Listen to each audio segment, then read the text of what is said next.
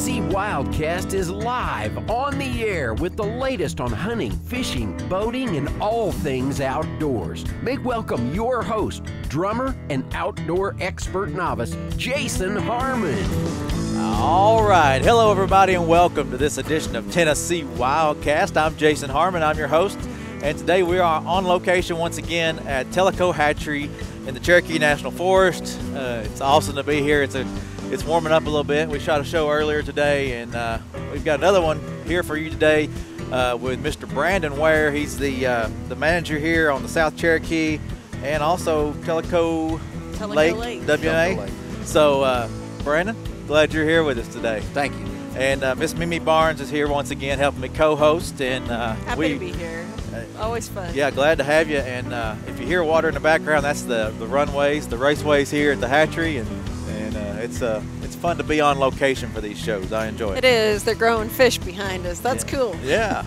So we thought while we're here, we'll get a couple shows under our belt. And Mimi is always great about finding us some guests. And Brandon is here today. Brandon is very, very sweet to be here with us today on short notice. And we're excited to hear a little bit more about what you do.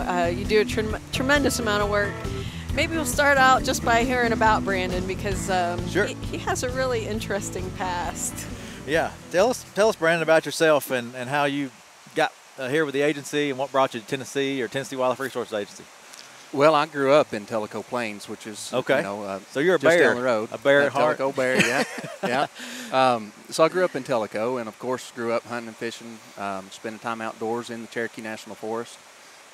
Went to college at the University of Tennessee, got my bachelor's and master's there, and my graduate work involved a black bear reintroduction project in South Arkansas. So I had worked with bears on a couple of projects as a technician, first getting started in wildlife, and was fortunate enough to land a graduate position doing some field work with bears. So we reintroduced bears to southern Arkansas. They are actually just now beginning to look at possibly hunting the bears where we reintroduced those bears to that portion of the state. So that went well.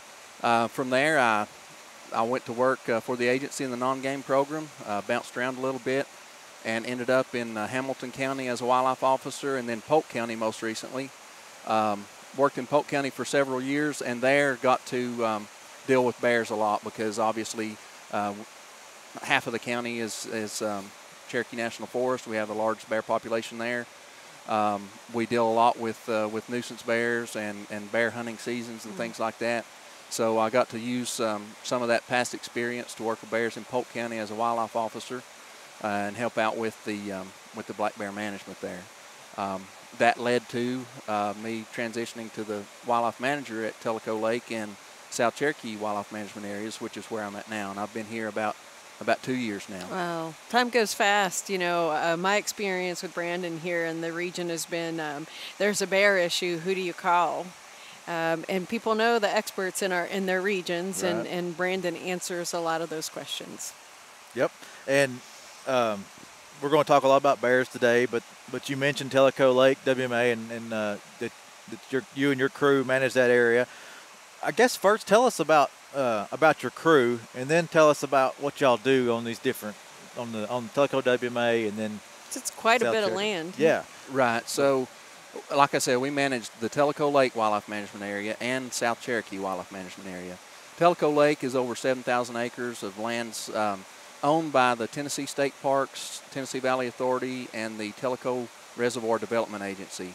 We don't actually own the land, but we manage that acreage as a wildlife management area for public access, hunting, field trials, different things like that. There's also a portion of it that is waterfowl refuge, Chodal Waterfowl Refuge. It's on a peninsula of Tellico Lake. And then South Cherokee Wildlife Management Area is over 300,000 acres of national forest in Monroe and Polk County. So we're in the southeast corner of the state. Of course, the Forest Service owns the national forest, manages the recreation resources, timber resources, fire management, things like that. And we work cooperatively with them through an agreement to manage the wildlife resources on the area. And so we manage it as a wildlife management area. It's one of the larger ones in the state. And in managing that, I have myself and 2 technicians that manage over 300,000 acres. It's amazing, isn't it? So we have our hands full throughout the year. There's not really a downtime. How'd you find time to be with us today? Well, I was kind of roped into it. He's a good sport. So tell us a little bit about your technicians. Freddie Kelly and Steve Massengale are my 2 technicians. They're both from the Tellico area also.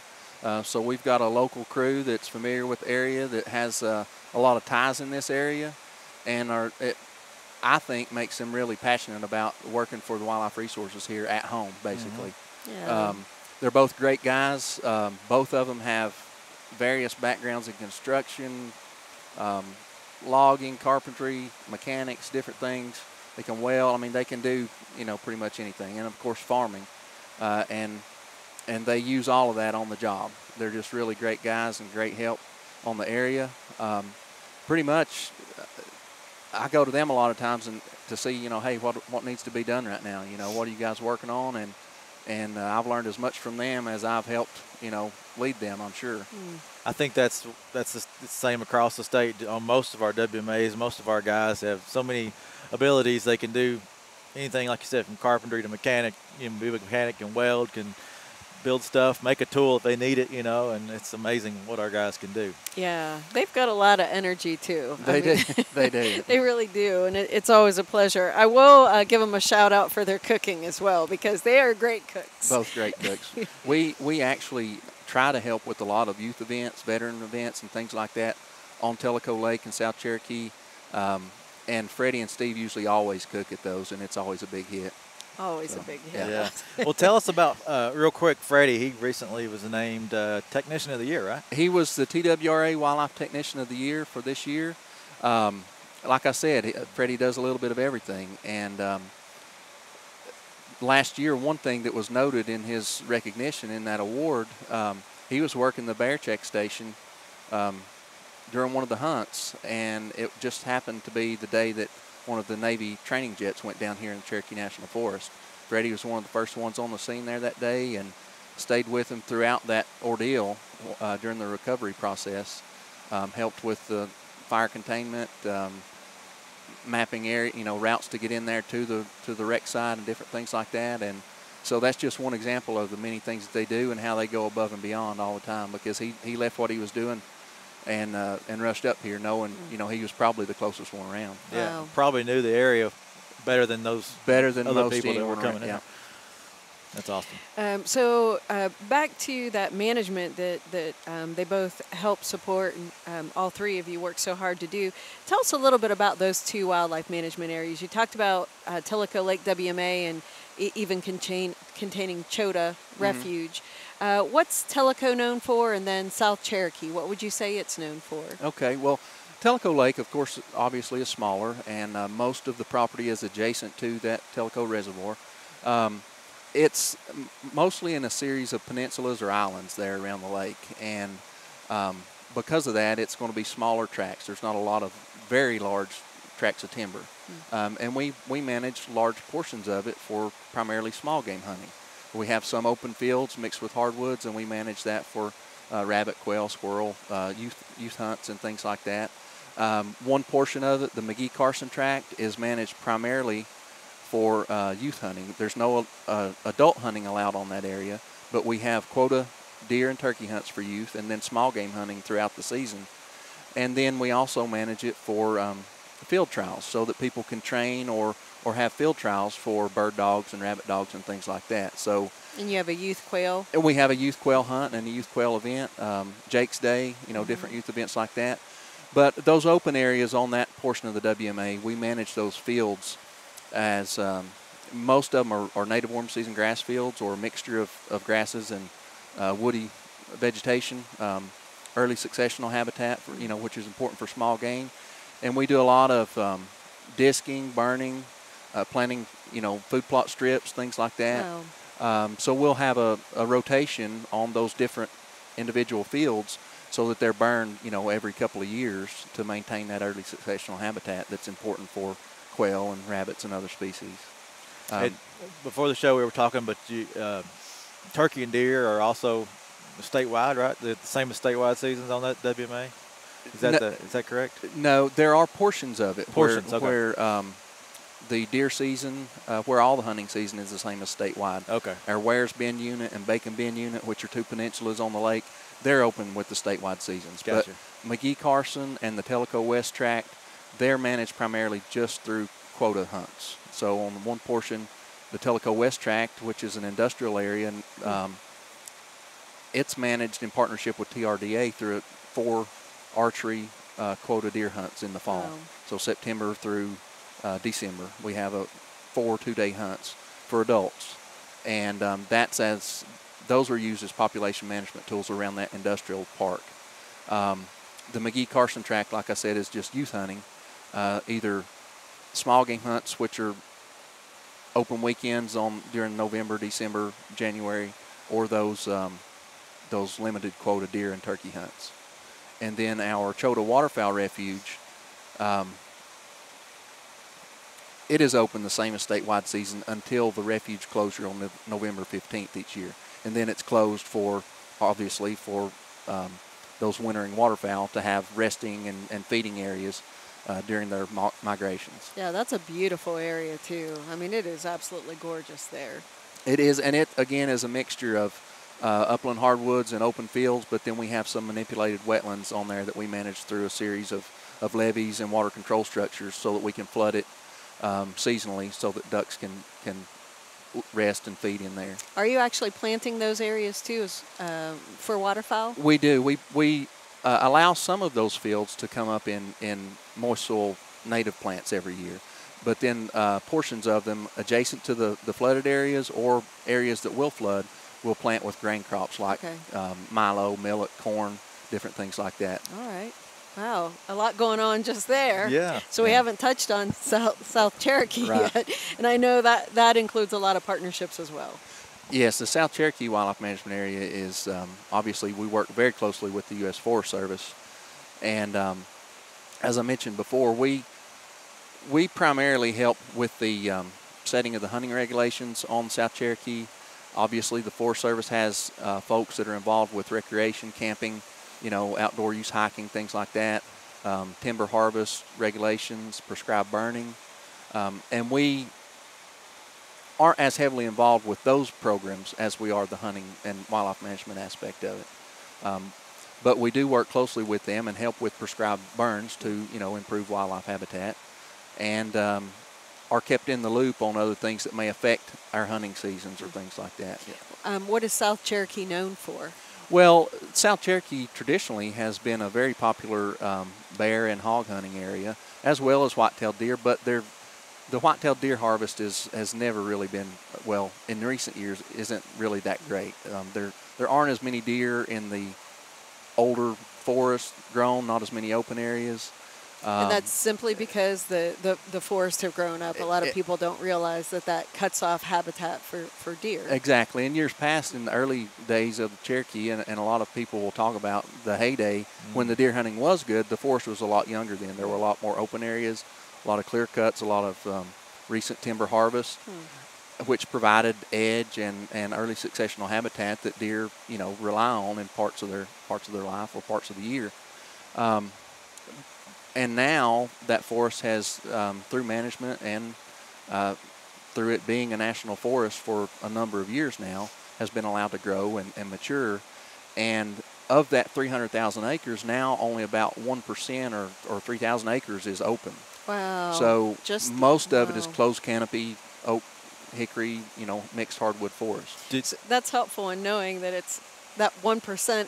The rest of it's not conducive for growing deer. That's not the point of that area. Correct. But it has helped provide a lot of habitat for black bears and other wildlife that are forest obligates, that require those closed stands. But the bear population has continued to increase on the Cherokee and surround, all of eastern Tennessee. And that's probably our most popular hunting season or game animal that we have on the Cherokee. And we have 4 bear hunts every year, and they begin in late September, early October. We'll have one again toward the end of October, 1st of November. Then the traditional hunt is usually around the end of November to the first 2 weeks, 10 days of December. Wow.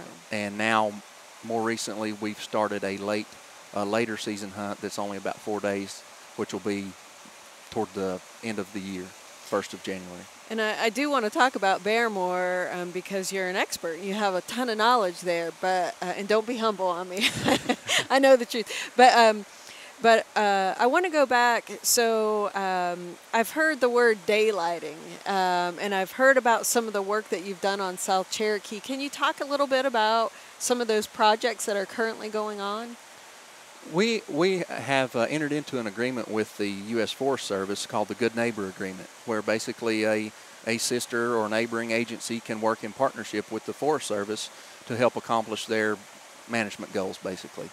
And so through this plan and this partnership, we've worked cooperatively with, again, the fire and timber folks and the wildlife biologists with the Forest Service to accomplish these projects that they might not otherwise be able to do on their own. So we're helping them to accomplish their management goals and at the same time benefiting wildlife for our wildlife management area. One of the main things that we're doing through the current agreement is daylighting, like you mentioned. And I mentioned that there's only about 1% of the forest that's in open areas or early successional habitat. So a lot of this work that we're doing with them now is focused on these linear or spot wildlife openings. Most of them are on either decommissioned or gated Forest Service roads that were used at one time for fire control or timber harvest or things like that. So these gated roads that have a linear opening through the woods into the forest interior, we can go in and cut those back either with long arm bush hogs or chainsaws, cut harvesting trees 25 to 50 feet on either side of the road and create a wider linear wildlife opening. And when we do that, typically on the roads and the old log landings that usually have wildlife food plots or wildlife openings on them, we'll go back in after we've selectively daylighted or, cut back the timber or use the long arm to limb that road to widen it up. We can go back in there and plant those roads and basically have a linear food plot or wildlife opening that wildlife can utilize. Do you see that improving the deer hunting on those properties? Is that? I know that there has been, obviously it's been noticed, the areas that we've been working on. And I have heard of several harvests where people have hunted those particular areas this year, where we have gone in and planted those areas or daylighted them and opened them up. And so, and anytime we're in there, we've seen deer and turkeys shortly after we've done the work. Wow. That's so great. They're obviously finding those areas and using them. Will those be maintained then as daylighted areas? I don't know if I'm using the correct terms there, but will those be maintained? They will be, and we're continuing to work on miles of roads within the Forest Service to create and maintain those openings. And what we'll do, once the project is initially completed, we'll go back on a yearly or every other year basis, and any encroachment that has come in, we'll go back in and use the bush hog or long arm to trim it back. And they may not be sown every year, but as long as we have that open area and the early successional habitat for feeding, nesting, escape cover, all sorts of things, then they'll be maintained and used by the wildlife that need that type of habitat. Wow. National Wild Turkey Federation's involved in that? The National Wild Turkey Federation has partnered with that. They have actually helped provide a couple of grants for work and equipment to help accomplish those goals. So yeah, they've come out and volunteered, helped clear some of the roads, some of the limbs as we've knocked the trees down, things like that. That's great. Yeah, that's awesome. Yeah. Give me some ideas maybe I could do around my place too. Well, I keep going back to the three of them, and all the work that gets accomplished during that time. So we mentioned deer and turkey, the daylighting, and some of the management. Let's go back to that black bear side of it. I tend to think of black bear when I think of South Cherokee. And you mentioned the 4 hunts that go on each year. A lot of people don't know what a party dog hunt is. So could you talk a little bit about those hunts and talk about what a party dog hunt is and how that works with the agency? And is that the main hunting that goes on here? Sure. Well, black bear hunting on South Cherokee and in this region, in the Southern Appalachians, has traditionally been done with hounds. It's not like other parts of the country where they hunt over bait or where they still hunt and just sit up and wait on the bear to come in. They use trained hounds to track the bears, chase the bears, tree the bears, and that's how they hunt them. So while most of the hunting is done that way, we also have these quota hunts that are called party dog hunts, which in years past, during the time when the quota hunts, the party dog hunts were going on, those were the only hunts that were taking place during that time. Now they overlap with some of our regular bear hunts. Still, it's a quota hunt, and you have to have at least 50 members of a party to be able to apply to create a party. You have to create a party of at least 50 hunters. Then, once you have that party created and submit your permit application, then we have a drawing, a computer or a handheld drawing, to see who gets drawn on which compartment. There's 4 compartments, 4 party compartment hunt areas, and each one of those has 4 hunts. So there's 16 hunts, 16 hunts that they can be drawn for. Okay. So once they have that party and they go to the drawing, they prioritize their selections, which hunt they would like to have, and then if they're drawn, depending on which order they're drawn in, they get the hunt of their choice. So the whole party goes on that hunt, or just individuals in that party? It can be the whole party. It depends on, I guess, if they have something else going on, or if the weather's good, or different things like that. So there may be 50 people in one party, hunting in that area, and there may only be a few of them. Okay. So they don't all have to be there, but they can be. I'm not sure I got 50 guys I'd want to go hunting with. I think that's a lot of the problem, and that's why it's difficult for some people to put in for these hunts, because they do have to round up 50 people that are interested. And that's been more of, like you said, the history of this area. Correct. Talk a little bit about what the bear harvest has been like this year, and what's the importance of hunting bear in Tennessee? Well, hunting bears is basically our primary management tool for population management. Like I said, with the increasing habitat, the older forests, the more lands that have been set aside in wildlife management areas or conservation easements, different things like that, there's more habitat that's out there for them to expand into. And so the numbers continue to grow, especially in those large tracts like we have on Cherokee or the national park adjacent to us, the Great Smokies. Those areas have always had a lot of bears. And so left unchecked, those populations will continue to grow and either die from disease or vehicle collisions or, some other factor from overpopulation. So we use hunting as a primary management tool to keep those numbers at a biological and social carrying capacity, so, levels that the animals can tolerate and that humans can tolerate as far as the number of bears that we have. And the harvest this year, we've had a really good year on the South Cherokee. We've killed, in Monroe and Polk County, there's been over 170 bears killed. Wow. About 160 of those were killed actually on South Cherokee in Monroe and Polk County. So each of those counties has half or more of the county is comprised of national forest land. So if they're bear hunting in that county, a lot of them are hunting on the forest. On Cherokee. That's going to help with our long-term management goals too. Exactly. Okay, that's great. The timing of the hunts too, traditionally in years past when the population was still growing or when we wanted it to grow, the timing was later in the season when more of the females that were going to have cubs would be denned or that segment of the population wasn't out there to be chased. Now we have more early hunts, early fall hunts, because now we're in a population control instead of population growth phase. And so now we can tolerate more of those females being in the harvest. Wow. And so we have some new opportunities with archery hunting during the deer season. They can harvest the bear during the archery hunt on South Cherokee and those earlier dog hunts that we didn't used to have. I often think about success stories, and this is definitely a success story, that we're able to harvest these bears without concern of their population declining, because we're seeing that expansion westward with our populations. Right, and of course we are hesitant to give an exact population estimate, but the state, the TWRA, is working with neighboring states and universities on a larger southern Appalachian population density estimate.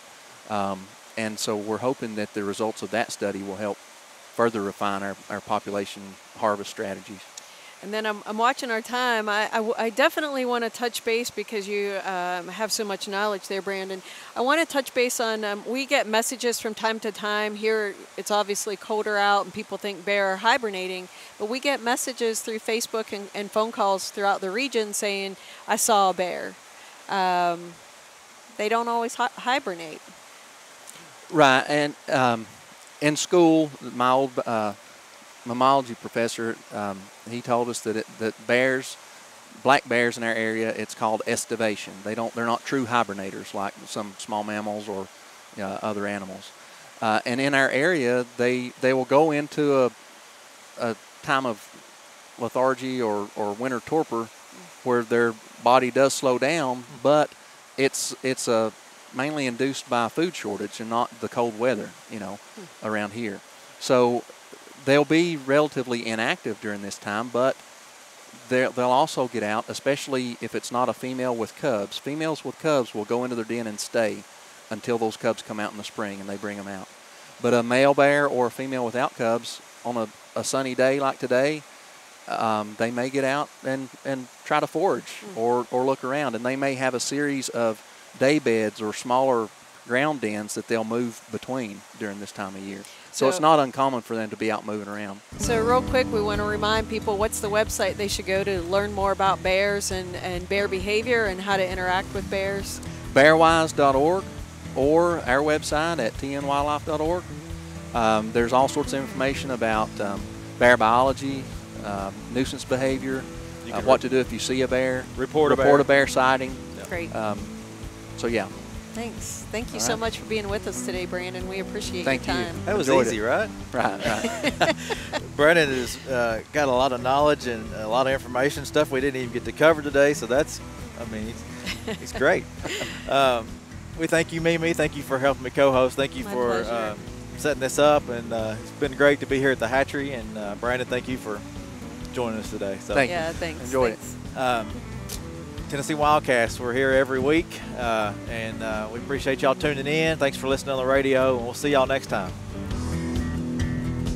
Thanks for tuning in. Stay connected with TWRA by visiting our website at tnwildlife.org and follow us on Facebook, Twitter, and Instagram. Hey, it's all about Tennessee wildlife. It's what we do. Tennessee WildCast will be on the air again next week. We'll see you then.